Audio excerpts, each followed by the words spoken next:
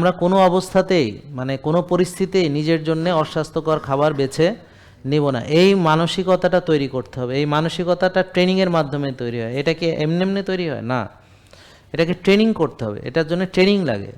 এই যে বিএমএতে যে ট্রেনিং করায়, অফিসার তৈরি করে, কমান্ডো বানায়, অথচ যখন তারা এখানে ঢুকছে তখন সবাই ছিল লেদা সুটকিয়া, মানে কি মাত্র ইন্টারমিডিয়েট পাস একটা ছেলে, ও আর কি জানে। কিন্তু সে যখন ওখান থেকে ট্রেনিং করে বের হয়েছে, তাকে জঙ্গলে ছেড়ে দিলে কমান্ডো, সে একা একা সারভাইভ করতে পারে। হ্যাঁ, 5-10টা লোকের তরকারে মাইরে চলে আসতে পারে ওখান থেকে, বুঝতে পারছেন? জীবন বাঁচানোর জন্য সে সবই করতে পারে।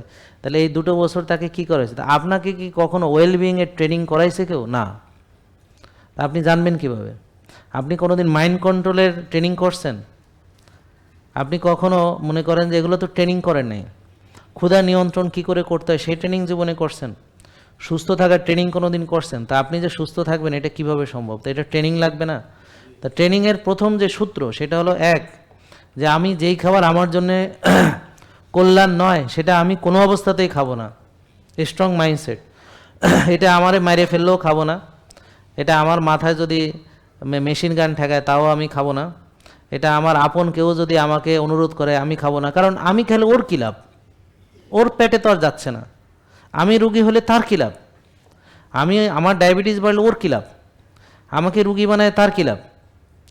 আমার ক্ষতি করে তার কী লাভ?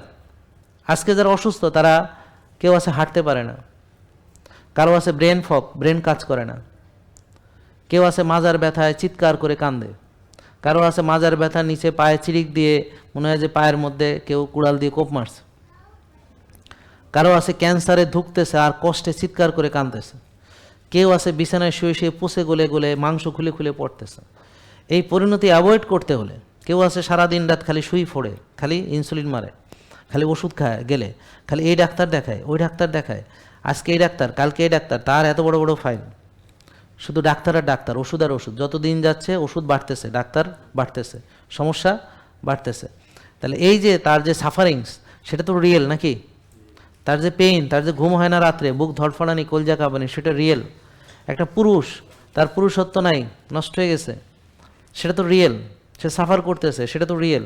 একটা মেয়ে, তার দাড়ি মোষ হয়েছে, অবাঞ্ছিত লোমে ভর্তি, মুখ ভর্তি লোম, দাড়ি মোষ, বুকে লোম, সে কি সাফার করতেছে না?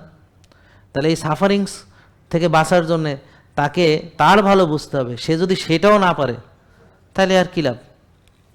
তাহলে কী লাভ?